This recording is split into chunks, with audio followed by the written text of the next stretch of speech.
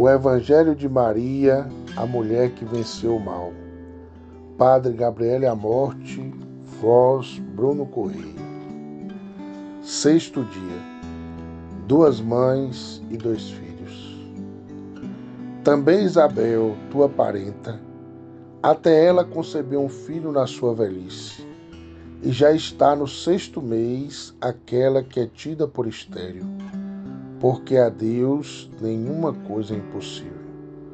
Lucas 1, 36, 37. Assim disse Gabriel a Maria, anunciando que o seu filho nasceria por obra do Espírito Santo, ou seja, de um modo totalmente milagroso. Aquele que havia tornado fecundo o seio idoso e estéril de Isabel tinha o mesmo poder para tornar fecundo o seio jovem de Maria, mantendo-a virgem. A virgem não tinha pedido nenhuma prova ou sinal. Por que então o anjo lhe deu um sinal? E aquele sinal? A explicação parece fácil. Em primeiro lugar, queria reiterar a Maria que nela aconteceria algo totalmente milagroso. Algo que jamais havia acontecido antes ou aconteceria depois. Uma virgem conceberia por obra do Espírito Santo, permanecendo virgem antes, durante e depois do parto, segundo a opção que Maria tinha feito por inspiração divina. Havia também outro motivo, que a jovem mãe compreendeu imediatamente. Ao anunciar-lhe a milagrosa concepção do Batista, Gabriel queria fazê-la entender que havia uma ligação estreita entre aqueles 2 meninos, nascidos de maneira milagrosa, cada um à sua maneira, e cujo nascimento o próprio Gabriel havia anunciado, enviado pelo Pai. Maria compreende que há uma conexão entre seu menino, o Filho de Deus, e o filho de Isabel, um vínculo de missão, pelo qual o Batista será precursor de Jesus, aquele que prepara o caminho.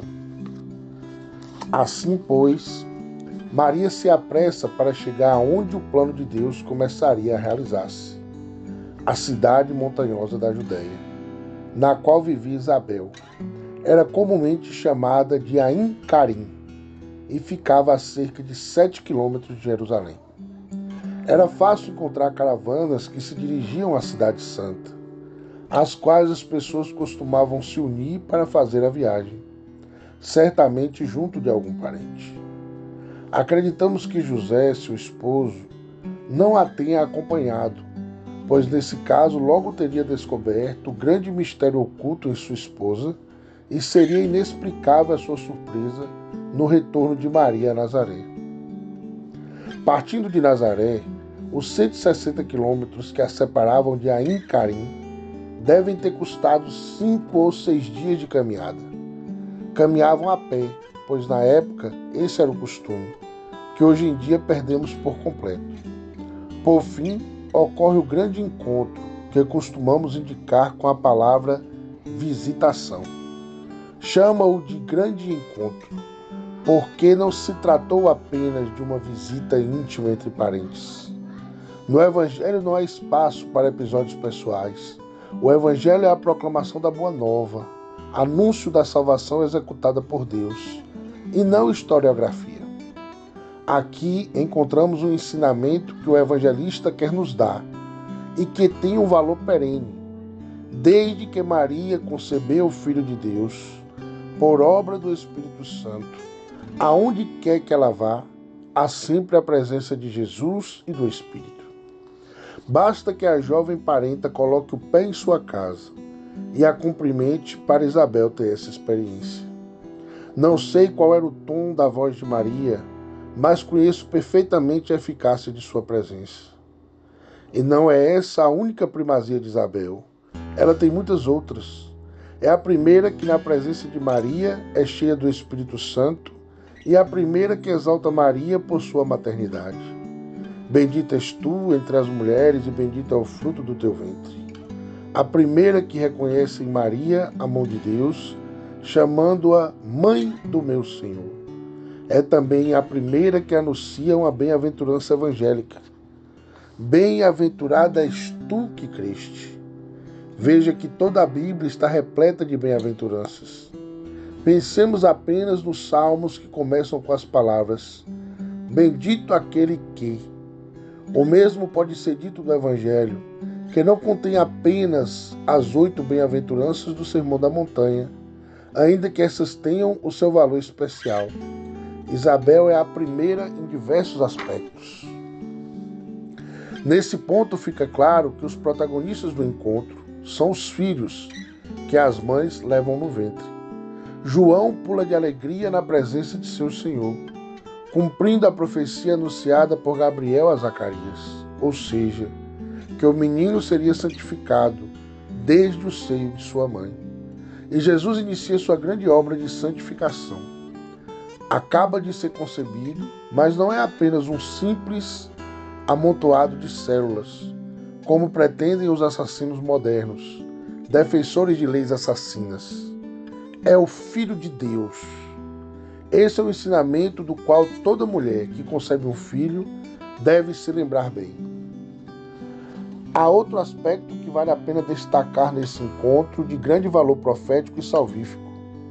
Lembra um episódio bíblico que parece uma antecipação, quando a Arca da Aliança, da qual Deus havia tomado posse cobrindo-a com sua sombra para marcar a sua presença, devolvida a Jerusalém pelo rei Davi, fez uma primeira parada. O rei teve um momento de hesitação e terror pela santidade da arca, quando Osa morreu de repente, apenas por ter se atrevido a tocá-la. Davi então deixou-a na casa de Obed-Edom por 3 meses, o mesmo tempo que Maria passou com sua prima. Depois, quando ficou decidido transportá-la definitivamente a Jerusalém, sentiu toda a sua indignidade e exclamou: como entrará a arca do Senhor em minha casa? 2 Samuel 6:9. Todo aquele episódio era um signo profético. A verdadeira arca da aliança é Maria.